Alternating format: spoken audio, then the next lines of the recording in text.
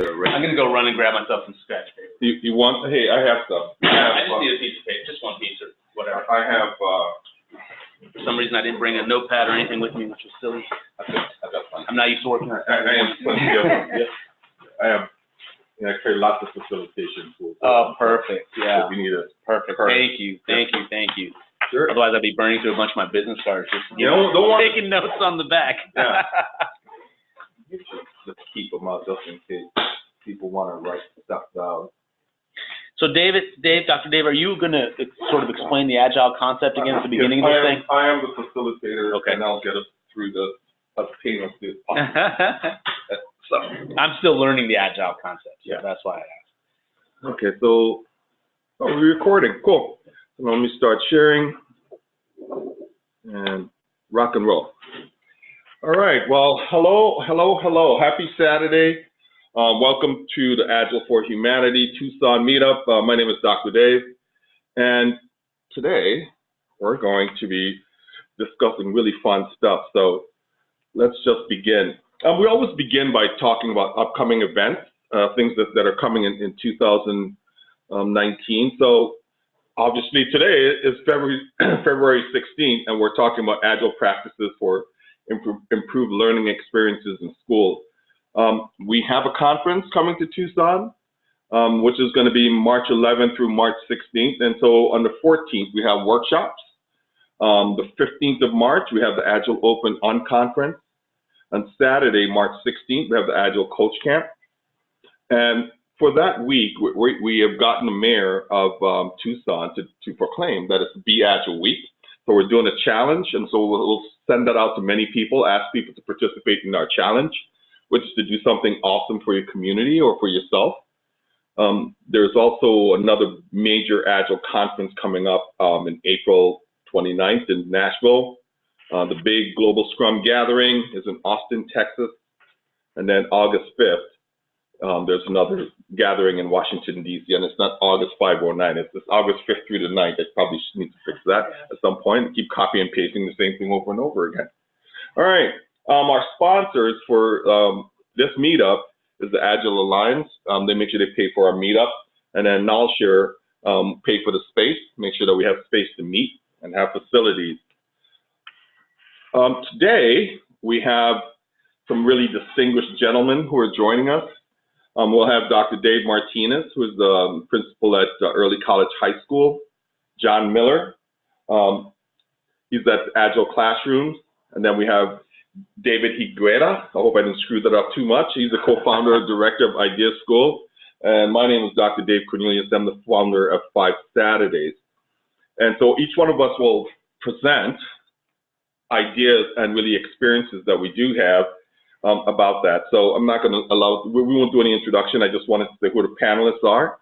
And we're talking about how do we use Agile practices for improved learning experiences in schools. So what is Agile? Right? And so when we think of the topic itself and the definition, if we took up like the Merriam-Webster definition of Agile, it's saying having a quick and resourceful character, flexible and nimble. Right? That's the definition in the dictionary. Now, the Agile Manifesto, which was created back in 2001 or published in 2001, one of its core principles or values says it's responding to change, and which is translated into inspect and adapt, being able to inspect and adapt based on what change is happening. Now, my crazy brain looked at it and then, well, that's not enough. All right? Responding to change to what? So my definition is intentionally responding to change that is caused by opportunities and threats. And these changes are really satisfied by delivering measurable outcomes that can be realized and shared. Right? So, what kind of change? We're saying that there are opportunities or threats that are causing these change. And based on that, we have to satisfy that change in our organization, whether it's a business, it's a church, it's a school, right? I mean, it's an NGO. We have to satisfy those change. And the way we do that is by having measurable outcomes, things that we could actually measure and say, yes, we got there or not, we didn't get there. And I use the term realize because I'm thinking of Maslow's pyramid, right, of self-actualization, and share it, because as a community, we should be sharing knowledge and information. So John isn't here yet, I don't think. I haven't seen him. He's texting me. So what I'll do is, David, let's talk about Idea School. And your audio is right. If you want to stand, you can stand. If you want to sit, you can sit. Let me try and get John queued Okay. up.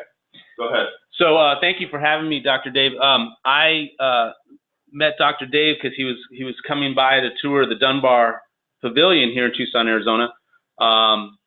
And the Dunbar is this fantastic community effort to have saved and brought back to life a historic building in Tucson that formerly was the segregated school where black children were sent in Tucson, starting with statehood in 1912. This building actually was built in 1918. But I'm with the Idea School, and we are in our 5th year. We're an independent school in Tucson. We're kindergarten through 8th grade school with a commitment to accessibility. So 9 out of 10 students at Idea School attend on some form of need-based scholarship. We were founded by a group of us parents who at the time had our children in preschool together, a really wonderful play-based preschool in town. And we wanted to create a K school that was as good as that preschool. And what we meant was a place that is focused on inquiry-based learning, with the bottom line notion being children have to be engaged in their learning. Engaged learning is deeper learning. And so we wanted to have a school where the curriculum is an immersive curriculum that children and teachers together are creating to keep it engaging at all times for kids. The other piece that we wanted to take from that experience at that wonderful preschool was a strong focus on social and emotional development. These are sometimes called the soft skills, although they should not be, because they're really valuable. And in fact, research is very clear that these are highly correlated to success in adulthood. But these are skills like communication and conflict resolution and understanding my needs and how I articulate them, and understanding what this person across from me needs and how might we both get our needs met. Those social emotional skills, we thought, as we were founding the Idea School, are vital and shouldn't be ignored in the service of reading, writing, and math. And so we built a school where we would focus as much on those as on the inquiry-based learning.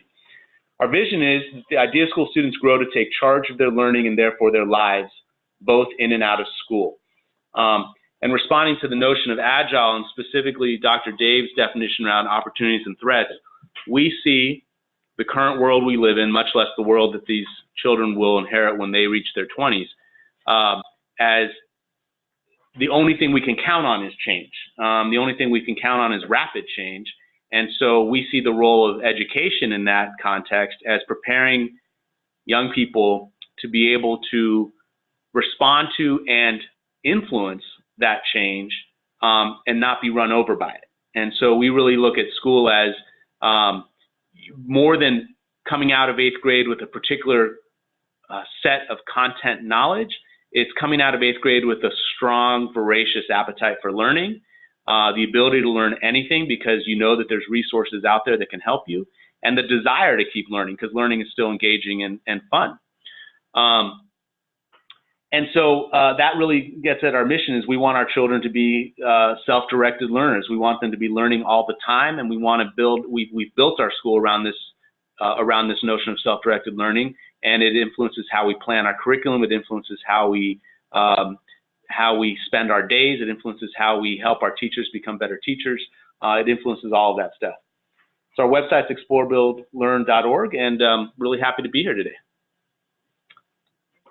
Really awesome as I run back in the room. That was great. I'm working on technical stuff with John and my brother-in-law. So I'm going to skip over let me just jump into 5 Saturdays so I could at least establish things for Dr. Martinez. So we'll jump around a little bit until I can get John and also my brother-in-law involved.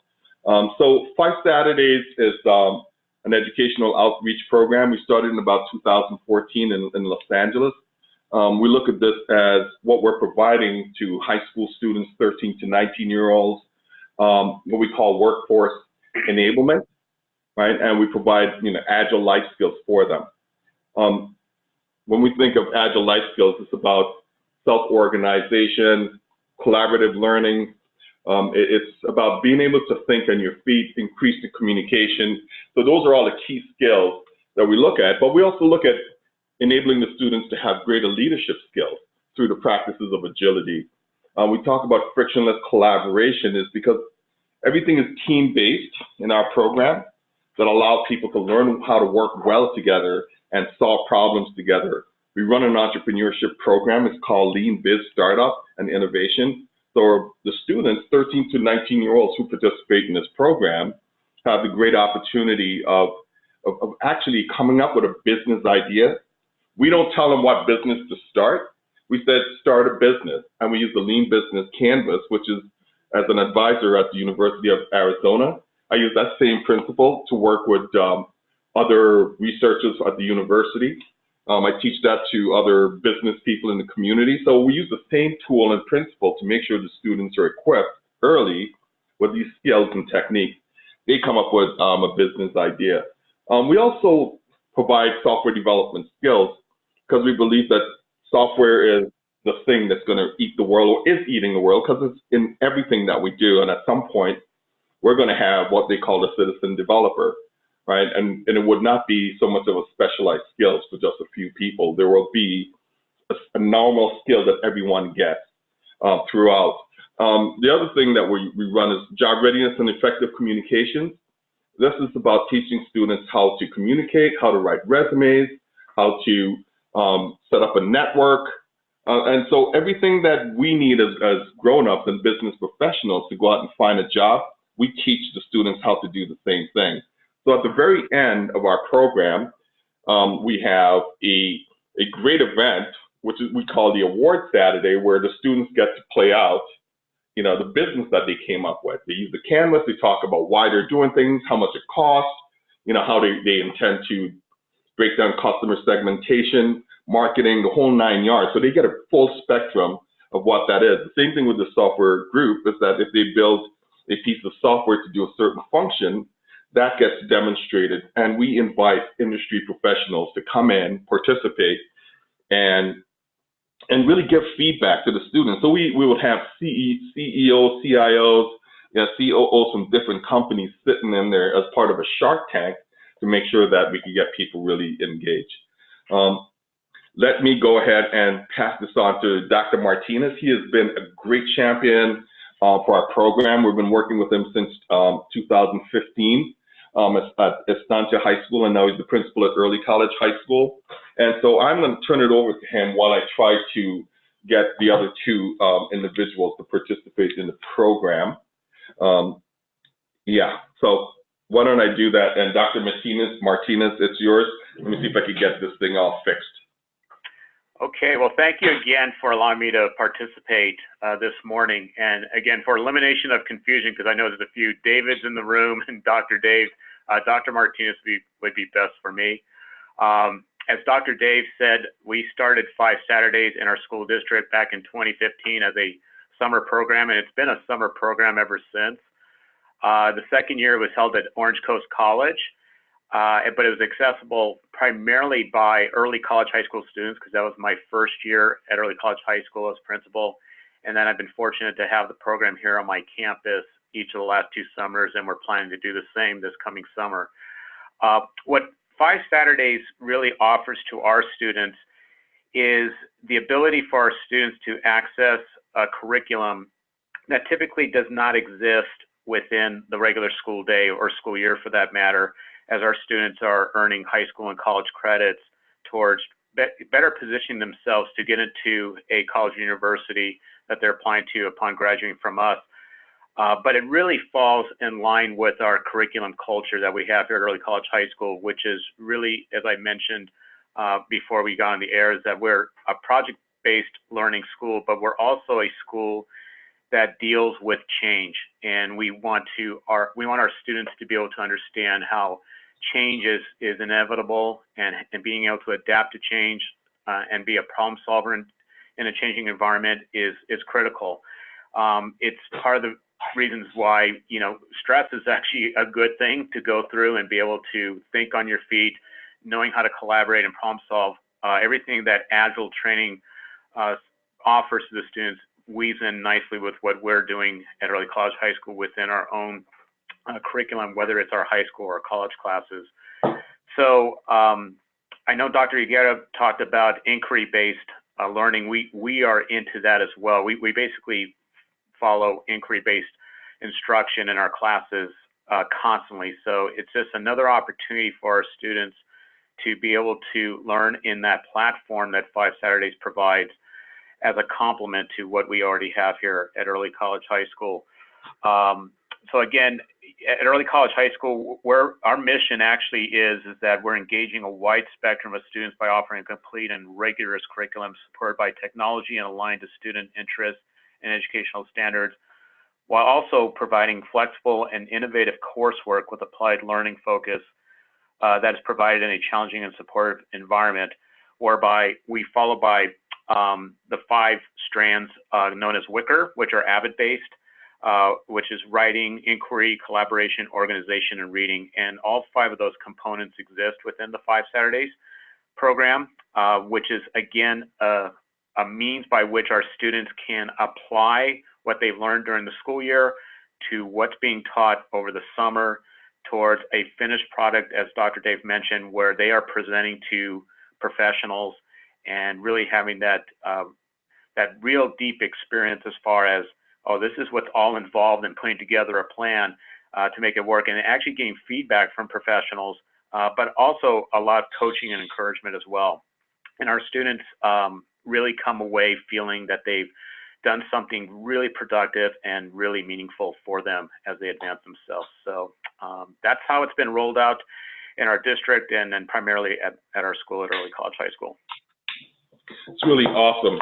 And I don't know if I should just pause for a moment. Let me just pause for a moment to get John in, because as I'm trying to do it on my phone, it's not behaving as anticipated. So let me just pause recording and pause sharing first. Let me just stop sharing, and then I should get the recording and pause recording. And we'll start, bring back up the slideshow. I love it. You know, this is where we are, and we'll I like it here. I like it. I get to talk less now, so that's great. No, you don't get to talk any less. So let's see, make sure we're recording, and we're still good. We're recording. Yes, we're recording. All right. So let's go back to where, John, you're on tap. I hope you could see our screen. And it's you. The slideshow is about you right now. Yeah, that's me. I can verify that identity. So let's talk about, so we did a definition of what Agile was. And let me just back up one, John, just for the sake of, go back up one. And so I went through the Merriam-Webster definition of what agility is, or what that means. I took one value from the Agile Manifesto, responding to change. And then I did my vantage point of what agility really means to me in terms of intentionally responding to change that is caused by opportunities and threats. And we say those changes is satisfied by delivering measurable outcomes that can be realized and shared. So the next slide is really to talk about your experience with Agile Classrooms and what you brought to the table. So I set it up for you. I know it's Agile Classrooms, John Miller. Okay, so Agile Classrooms. I started some iteration of Agile Classrooms, our first experiments in terrible timelines, but I want to say 2009, 2010-ish. We started with the 4th grade classroom, actually. So I was a director of education technology in an Arizona school district. And we brought in Agile for our department. I just wanted a culture that I thought would model 21st century skills, because that was sort of our mandate, was to help the district to embody those. And I thought we were not working even though we were using technology, we weren't really working in what I thought was a true 21st century way. So we brought in Agile to help operationalize that for us so we can model it more importantly than anything else. It was great success on our end. The really interesting thing that happened though was, as teachers, faculty, Even parents came into our office, the education technology department, to be a part of our sprints and our sprint planning, backlog refinements. They just noticed the way we worked and our environment. Our environment was very collaborative, very visual, and they would all say, "Wow, this is what our classroom should look like," or "Wow, can you come in and help our leadership team at our school implement this with our faculty?" And so I got pulled into it. So it wasn't really a intentional thing. It was more of an incidental thing. So I got pulled in, did some trainings and helped some teachers and faculty run it. And I had some teachers who wanted to try in the classroom. One in specifically that was really all for it. She was a kindergarten teacher originally, and she just got promoted to, well, not promoted, but became a fourth grade teacher. It was her first year. And she says, this would really allow me to play with their independence. That really great tool, a great way of doing that with these students. So I really partnered with her. I did some other teachers as well, but she was the one that was probably the most into it. And we just started to experiment. We started to try, we started off with pretty much Scrum. For those familiar with Scrum, it's just a framework of an Agile framework that's very focused on teams and doing things in iterations. And we started there, but we realized though was that even though it really helped us, there were just certain things that didn't fit in a classroom that comes Scrum, certain terminology, even certain practices. And what I realized was this really required a cross-pollination between the Agile world in the industry and education. So it wasn't like, here's Scrum, or here's Agile, and you should do it. But it was like, wow, what happens if we put these two together, chocolate and peanut butter? Maybe something really amazing could happen. So that was really the start of what became Agile Classrooms. Isn't really Scrum anymore. It's something different because of the marriage with education, teaching, and that context. It's very different than a product development team you would have in a business. So it has to reflect that context. So that's where it started, and it grew. I watched patterns of teachers and students using this, and one thing I really realized was you can't, for the most part, you can't just say, hey, start doing this thing called Scrum. And have your students be self-organized, which is a pretty high level of empowerment in a classroom, that you need to help grow that. And not only did students struggle with maybe empowerment levels, but the teacher did too. How do you teach in a different way? How do you shift accordingly? So I spent a lot of time researching and just observing what teachers were doing, and found some patterns of like, oh, we can scaffold empowerment. We can scaffold collaboration. It doesn't have to be all or nothing. So what really happened is Agile Classrooms now is, you'll see Scrum in there. For those who are familiar with Scrum, you'll see some similar things. But it's turned from where we don't necessarily start with a pure self-organizing team.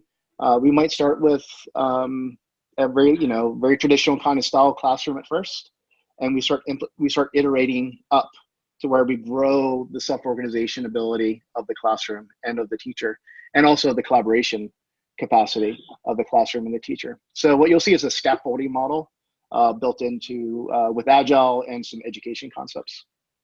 And today, it's pretty neat. I've been around the world sharing this with teachers. I always learn something every time I do this. So I'm constantly updating the model as best as I can to reflect that. So it's pretty fun. That's awesome, John.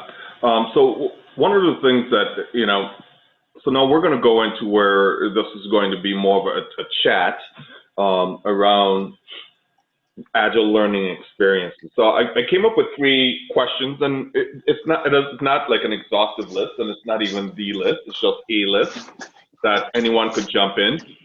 So what I would like to talk about is like, how would we define like Agile learning experiences for students, right? And so we have 4 of us who have actually implemented Agile in some fashion or administered as a leader. So, how would we want to talk about that, about defining Agile learning experience? So why don't we start with Dr. Martinez, and then we'll come from Dr. Martinez to John, back into you, David, and I'll just listen.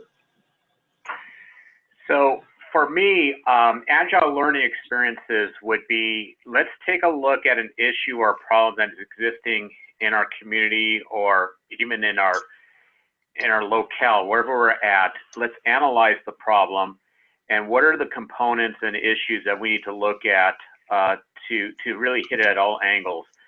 and really understand that it's going to be an issue that can't be solved by one individual. It's going to require a team of people, and the team of people bring certain skill sets, and trying to organize those skill sets to look at the problem from a logistics standpoint, from a what's going to be the collateral fallout from making a decision on how to address it this way or that way. What are going to be the systems behind it? What is going to be the budget behind it? And again, looking at it from, as we mentioned before, inquiry-based, ask a lot of questions, get answers to those questions. Who are going to be some of the people we're going to rely on to get some knowledge on what that issue is, and be able to come up with a plan that's been really vetted through a lot of phases of analysis to come up with a finished product as to what that solution may be, and basically present it to whoever you need to present it to that are going to need to be the movers in driving that plan forward, to justify what sort of means did you go about to solve that problem. So it's really a deep dive into what that issue could be.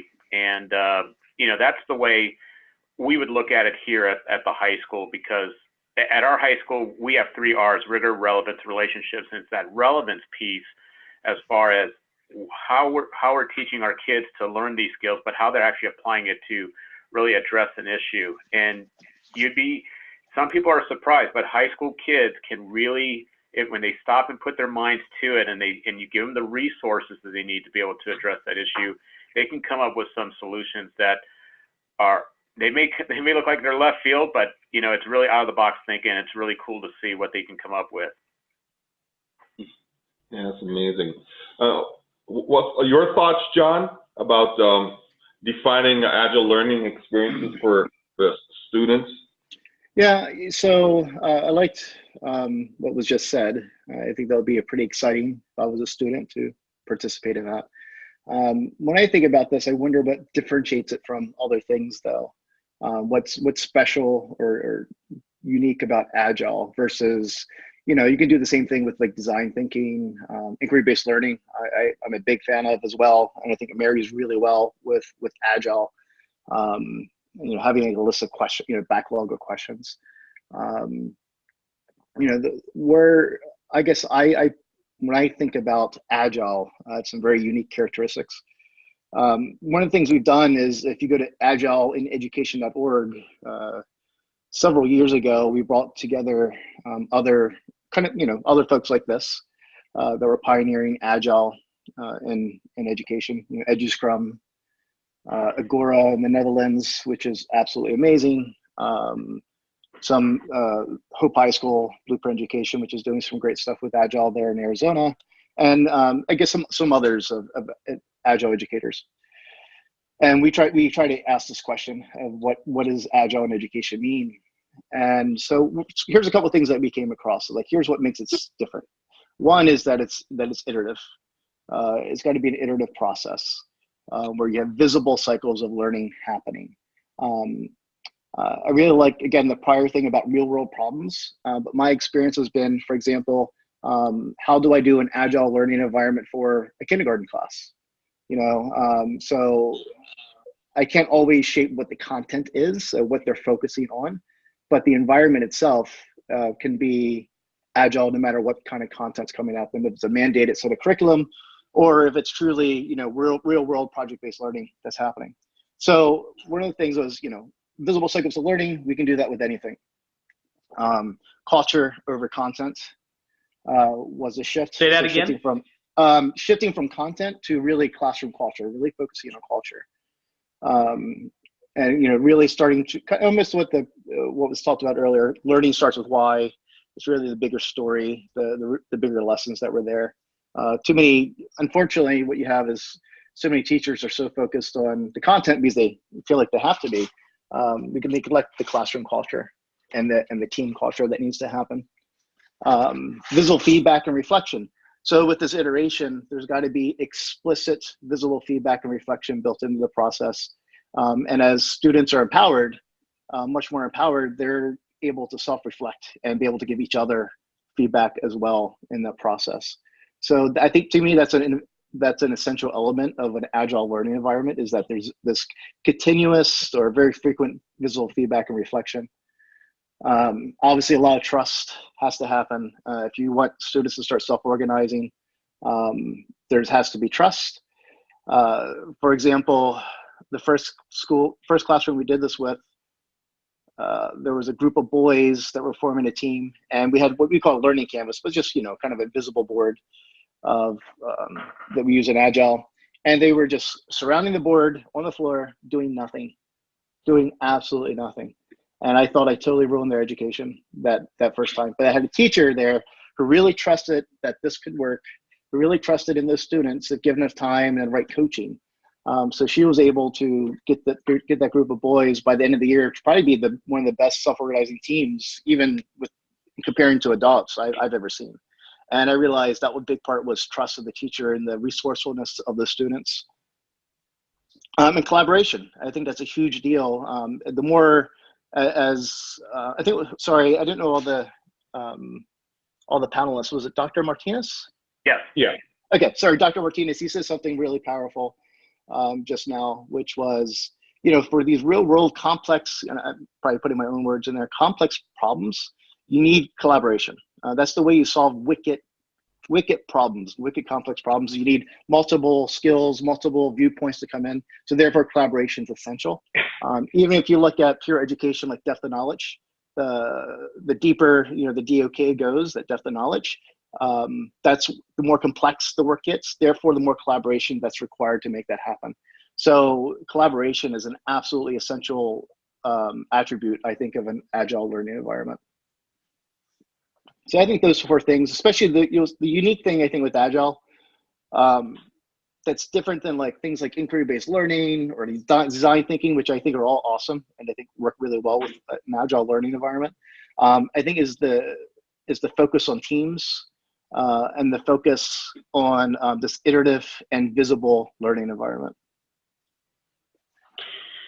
So this is David with the Idea School in Tucson, and I have to just correct, Dr. Martinez earlier referred to me as Dr. Higuera. I'm not a doctor. I do not have that level of education. But no, I just wanted to piggyback on what both Dr. Martinez and Mr. Miller were just saying. At the Idea School, we think of, we haven't used the terminology Agile before, but as I'm listening and reflecting, it has been that. Some of the things that really resonated with me were the idea of culture over content, and the idea of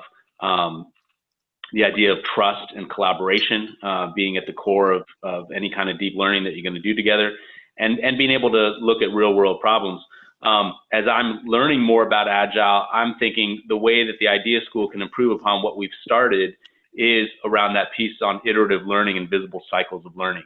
I think that's an area where we're just in our infancy as we build this kind of program that we've described at various times as inquiry-based. To really take it to a new level is the iterative process. I think that's where you really can see students taking ownership over their learning, and where the stakes get a little higher because they put in more time. And so I think that's really probably a very fruitful area to explore further. And so one of the things we look at when we work in, through 5 Saturdays, this is Dr. Dave, the other Dr. Dave, is that we wanted to make sure that the learning experiences that the students had was first real, more of a real world context. So a lot of times what we do is, I wouldn't say a lot of times, all the times what we do is like we recruit industry professionals. We find software engineers, we find business people, we find art teachers, we find people from various walks of life to come in and partner with the students as mentors, right? And leveraging our curriculum, like for example, if we're doing the lean business startup, so let's talk about starting a business. We may have a model, and our model is a bike shop, right? That's something that they could connect to. They understand there's a physical element to it. So we may walk through the concept of what it's like to run a bike shop as a business. Now, what we ask the students to do is to dream a little and come up with their own idea of the different types of businesses that they may want to pursue. And it's amazing to see the transformation that we trust them with the reality that they're smart enough, they have all of the necessary skills, and they work in small teams, 3 to 5 people in their team. Mm-hmm. In that construct, what we see is that you see leadership skills start to emerge. So you start to see the emergent leadership start to come out. Since they have to do playoff frequently, like our sessions are, 15 minutes of what we call learning facilitation, 15 minutes of doing, and 15 minutes of playback, as they go through the day. So at every opportunity, the students have a way of feeding back to each other, as well as to the mentors, and the mentors back to them in terms of how are they progressing, mm-hmm. right? If they're stuck, they could ask questions. So we use all of the relevant techniques of agility, some elements of Scrum that John spoke to. We use some elements of that. We use some elements of Kanban, which is another lean technique that we use to help them to make work visible in the room. And so everyone is constantly connecting and working with each other. And what we've seen is that we've seen students, it's interesting, we've seen students who come in there that they're just leaving 8th grade coming into 9th grade. And I have to thank Dr. Martinez for creating that space, right? And they come into a room filled with sophomores, juniors, and seniors. Could you imagine how daunting that could be mm-hmm. for someone who's just coming out of elementary school into a high school, and they fit in. And they fit in the context because we're talking about collaborative learning. We're talking about sharing. We're talking about partnering with each other, and no one is better than the other, right? So we're teaching them to trust each other. Perspectives they bring. Oh yeah, of course they do. So that's the learning experience that we bring to the table. It's like we know the schools have what they call the A through G kind of context. We said, well, why don't we bring the real world context? Because not everyone is going to go to college. And if you don't go to college, how can you obtain some relevant skills that you could apply wherever you go? And so that's kind of like what the learning experience looks like from a 5 Saturdays perspective. And it's a lot of fun. So we kind of talk about, what would that look like mm-hmm. in our conversation? And so the next question that I have, and we could change orders, you guys could jump in, is mm-hmm. how can we transition traditional schools to kind of bring this agile learning experience for students? How do we transition that? Or do we even need to transition, or we just augment? Yeah. I'm going to jump in first on that, if that's okay with others. Dr. Martinez said that at early college, high school, they have the 3 R's, right? Rigor, relevance, and relationships. Did I get that right? That's correct. Rigor, relevance, and relationships. To get at what you just said, Dr. Dave, I think the number one way that agile learning experiences and agile learning classrooms and programs can influence more traditional public school systems is by helping the public redefine the 3 R's, right? I mean, we still put all our eggs as a community in reading, writing, and math. And yes, those are important, but they are not sufficient right. for today's economy. They're not sufficient for being an autonomous player in your own life anymore. They're necessary, but not sufficient. And so I think the more programs and collaborations out there are helping to redefine what the 3 R's are, which is a great way of putting it, I think the better for students across different classrooms. Yeah, I would agree with that, and that's part of the reason when early college was developed, it really was a high school redesign model, and it was the new 3 R's. Not replacing the old 3 R's. The old 3 R's would still be embedded within our 3 R's that we established here. But I think at the traditional high schools, you have to look at the high school and see what sort of platform could agile learning take place. For example, I'm not only a principal, but I'm also the AVID district director for our school.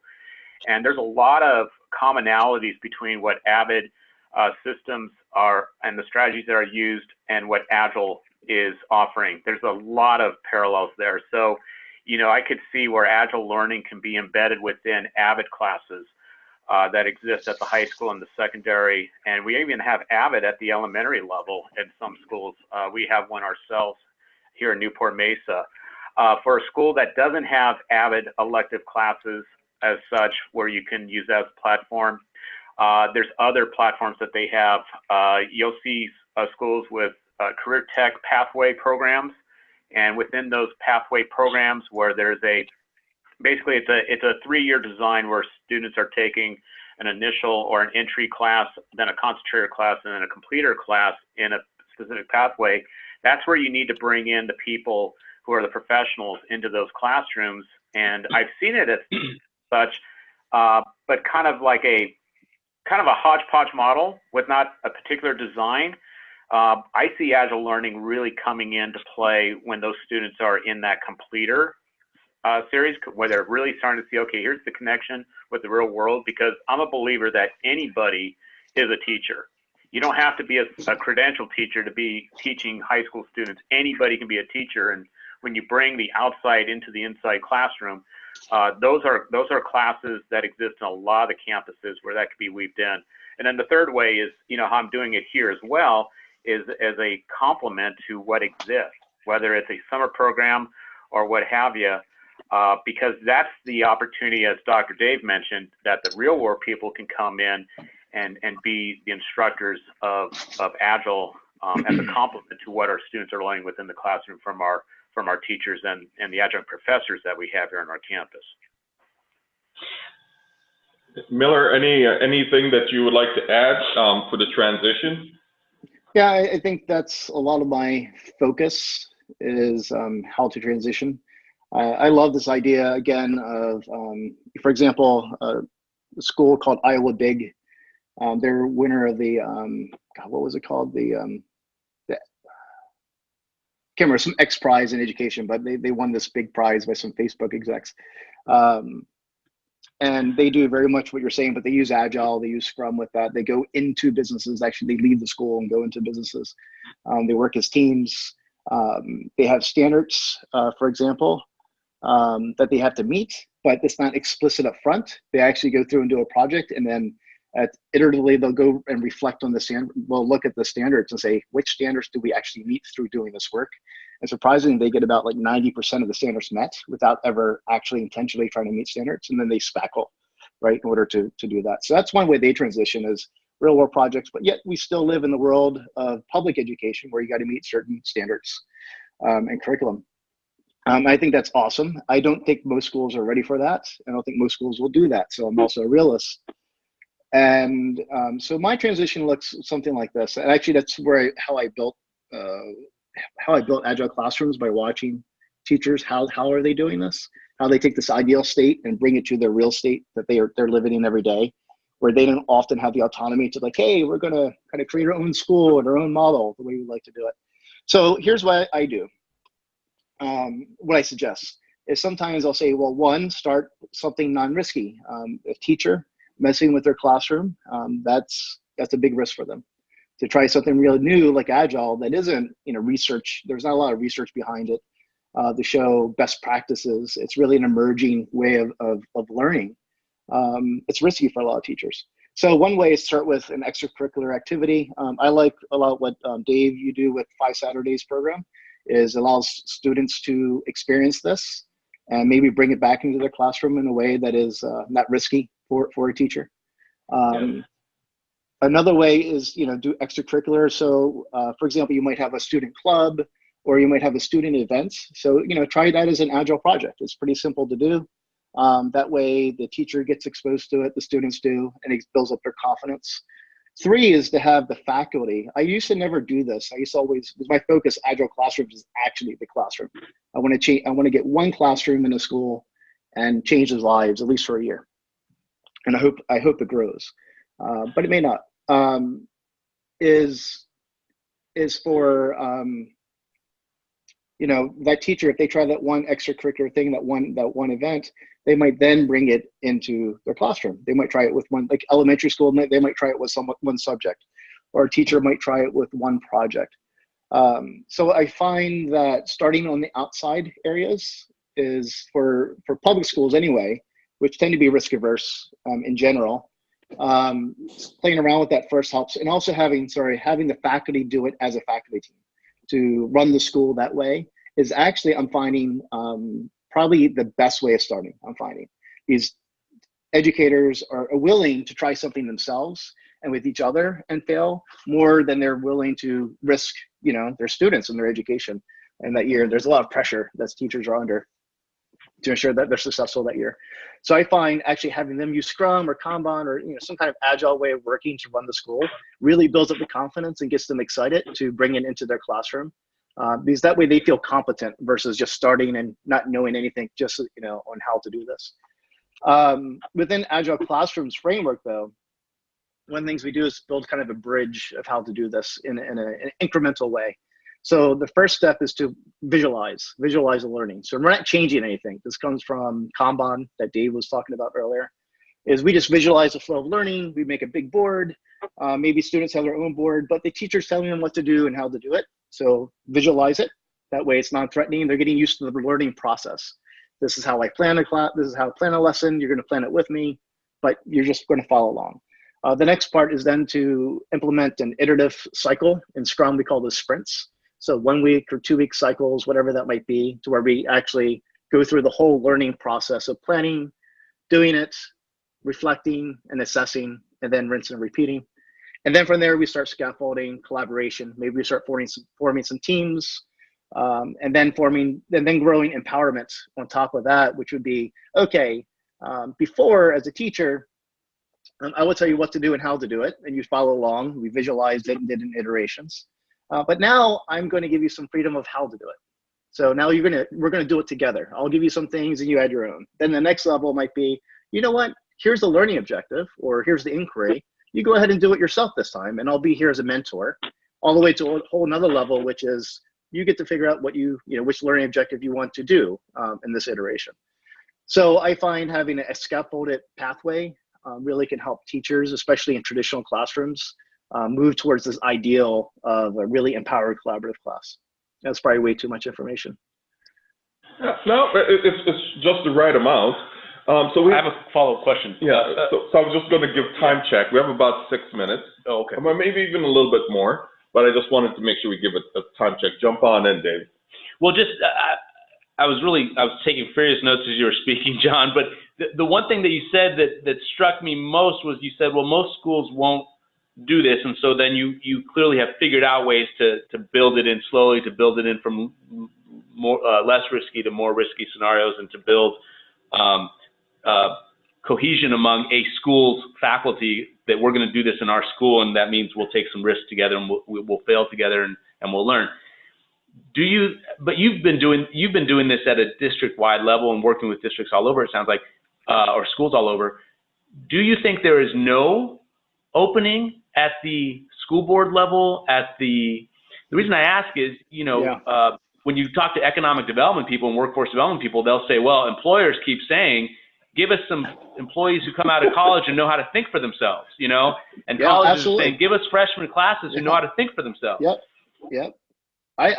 You would think so, but if you look at how school districts are run, that is not their stakeholder. Right. Businesses are not their stakeholder. It is the Education State Department, and having certain things that are met and achieving on scores. That is unfortunately, that's their world.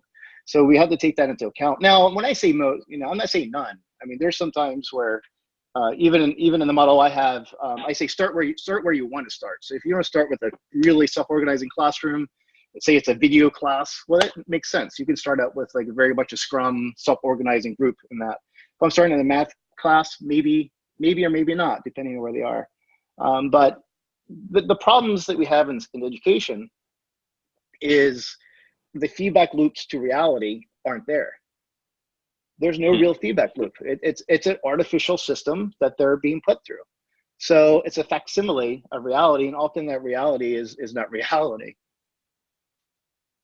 Yeah, well, like you said, the goals and the objectives are completely different, right? It's a way of giving us a standard way of how we could read, write, and compute information, as opposed to giving us the skills to be innovators. So, my observation is that as I'm watching my son go through high school, he went through high school and the struggles that he had, and I'm looking at his friends, it's like, yeah, they're bored to tears. They're not given an opportunity to really think beyond what's in the box.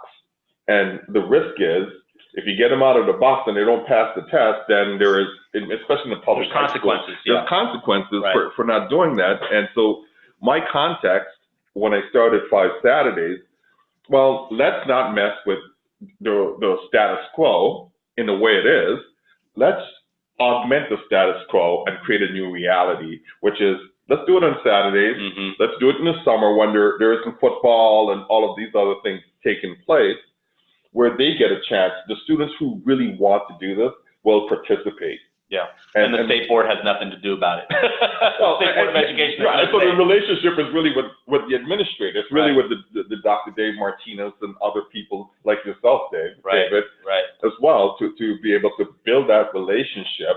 And so I'm looking for less friction and looking for ways to add value to the students as often as possible until we could get a change of the way we think about education going forward, especially like we're preparing people, right? And I look at high school as being at the far end of the pool, right? We're preparing people so they could be enabled to participate in the workforce, right? I mean, that's what we need to do, and that's my context anyway.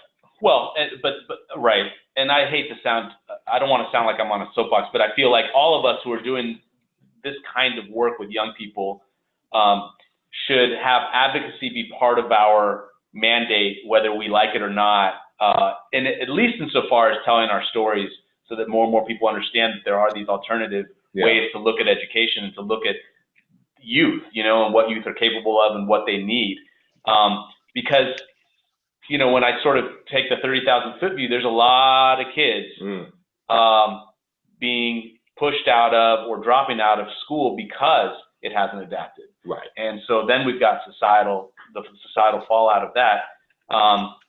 So it's just a lot of wasted human potential if we don't force the conversation so that we can serve more youth than just the ones we directly serve. Right. And so what do you have, any thoughts about that, Dave, Dr. Martinez? Yeah, it goes back to the definition of Agile, being able to adapt to change, and sometimes in public education, change moves like glaciers, and we have to recognize that sometimes it is a slow process. But I like what John said, is that, one way to do it is to do it in a pilot mode, because educators, I really firmly believe, want to see, hey, let's pilot it, let's try it with the right teacher, the right context, and get some data as to what's the bang for the program and seeing how it's helping kids. But I will say, even in the state of California, we're now being measured on college and career readiness. It's not just a matter of kids meeting the A through G prerequisites and getting them four-year college university ready. There's also career indicators there. So some of the platforms that I talked about weaving in people that have the knowledge on Scrum and have knowledge on Agile learning within some of the contexts I talked about, that I'm starting to see that happening. And it's something that, even at my school, where you had talked about, Dr. Dave, it's an augmentation to what we have, and it's a perfect fit to have it in the summer. We're looking at, like I said, bringing in the professionals into the classroom within the regular school day with this type of curriculum, so that our kids are really college and career ready upon graduation, not that they've just gone through the content and met the standards. Yeah, that's awesome.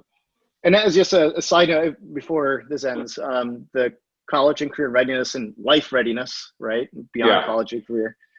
What I loved about Agile, even from 2010, when we started to apply this in the classroom, is one thing we realized, like, wow, all these things like 21st century skills, life and career skills, it's all baked into it, no matter what content you're doing, because it's the process that you use. That's collaboration, adaptability, communication, critical thinking. So it doesn't matter what you're doing. If you're doing, I think the real world project stuff is awesome. I think that's probably the best way. I find it's not always going to fit. So even if you're just learning basic, whatever that content is, by going through the process, you're embedding these 21st century skills without a curriculum needed to teach them. It just happens. They live it. It's not taught, but it's caught through the doing. And I think that's the power of Agile. And I'm really, just really excited that there's people like you that are out there making it happen. Yeah. So let's bring this to a close. It's at 11:32. We're really grateful for John Miller, Dr. Martinez, David Higuera. That'll screw it up, David Higuera, for attending. But, we have a few people in the room. Dr. Richie Rich, right, Bernadine. Before we go, anything you guys would like to add in, in terms of thoughts? It's great to hear you all and see the different perspectives from Agile Classrooms with a practical, we're dealing in traditional, but we can still add Agile and feedback loops and pilot that in. It's a very exciting way to do that too. Yeah. More immersive. Dr. Martinez, David, we're taking learning into a project-based format. Exciting, I think. Yeah. Yeah, you said the teenagers are bored out of their mind.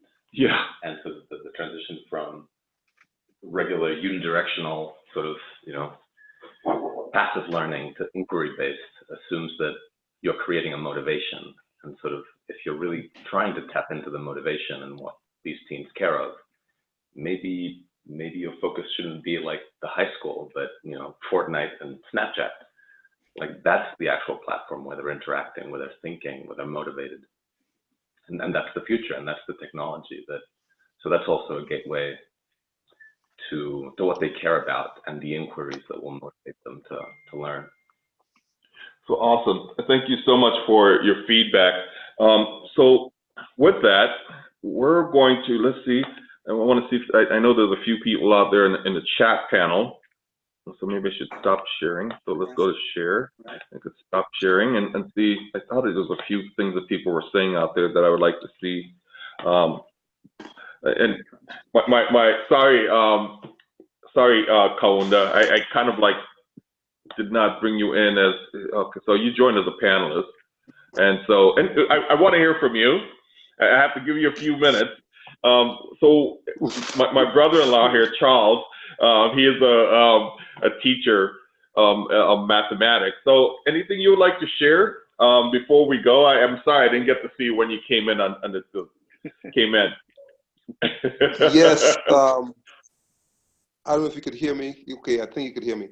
I think what I think is we didn't talk about, and probably just imply, is that how do we deal with the issue of equal representation as far as race and culture of students, and how does Agile address that issue explicitly? Because in education, as we all know, there's a serious gap between the haves and the have-nots, so to speak. So it's always important as a classroom teacher right now. I see it every day that there's a group of students who get left behind in whatever program we implement. So how does Agile really explicitly address that issue is something that I'm really interested in. Yeah, that's a big question there. It sounds like a whole nother webinar topic. Yeah, it seems like we have to do another webinar topic. But B, I think we have a great opportunity this summer to, when we bring 5 Saturdays to Tucson, because it's only, the execution has been in California only. So this year we'll have Tucson and Milwaukee. So this is a great opportunity to start that experiment to answer that question. I don't, right? Because that's what we try to do. The program itself is focused on environments and students who may or may not be exposed to technology and innovation and entrepreneurship in their own lives. And yes, the goal is, how do we bring that back into the community? And that's what 5 Saturdays really look to. It looks to the students and the families who may not, have those opportunities. So that's why we, partner with Early College High School, because that's an environment that has that too. And Dr. Martinez made a comment, or maybe it was you, sorry, about one of the days. Maybe you. One of the days definitely mentioned, what's it like to leave middle school and come in and be with these sophomores, juniors, seniors. So Agile, I think, does have some frameworks for, that's one level of diversity, right? I'm less than, or not having the same skills as, and yet you can be part of. So I think it is a good framework to start addressing that, and it's exciting to see how can we, with intentionality, make sure that the left behinds, that's not a thing. Right? Yeah. It's Yeah, I think, Mhm. yeah, I think at the roots of Agile is this sense of equality. Everyone brings something to the table, that we're stronger together, and that we amplify, accept and accept our differences and use those as strengths. I don't think Agile does anything explicitly for, race. I don't think there's anything explicit in that. I do think it's a container, though, that you can, a very useful container that would help to bring up these issues, though, for sure, and a pretty good way of, because it creates a safe, equal footing for each team member to have these discussions. It would be interesting. So I don't have any answers there at all. It's definitely not an explicit thing. I'd be very interested in seeing it used that way, though. So I'd love to hear some follow-up if you guys do something like that. Yeah, so I'm doing an experiment. We're running a conference here at here, John. You know we're running the conference next month, Right. March 11th through the 16th. But on the 14th, we have a series of workshops. One of the workshops that I'm doing is called Diversity, Equity, and Inclusion. And what I'm talking is using agility as a way to address some of that context, right? It's a recipe of how we do that as a half-day workshop. So hopefully, I'll see my brother-in-law there contributing to that. I'm like poking him, and maybe a lot of people in this room to start coming in and starting to have those type of dialogues about how do we deal with that, because it's not just race, it's gender, it's a bunch of other things as well. But it is very much race. I mean, this is this is all in the context of the quote unquote achievement gap, which has been a thing. And I don't mean to say that flippantly. It's been addressed as a challenge for decades now. Yeah. And so we've sort of always gone towards, well, remediation or do more of this, longer school day, longer school year, more support for families, all those things. One thing that's never in my reading of the literature and paying attention hasn't been discussed is, okay, but if we're talking about culturally relevant pedagogy, we're talking about the fact that every kid walks into the room with a whole lot of expertise based on their lived experience. Yeah. Then what is success? Maybe we need a broader definition of success so there's not an achievement gap. There's just different ways of succeeding, and therefore kids don't ever get to that point where they think, oh, I'm not good at school, or I guess I'm not good at math, or whatever. It's just a different way of getting at math, or it's a different way of getting at writing, or whatever. Based on the fact that we have a broader definition of success, I think that's part of the discussion.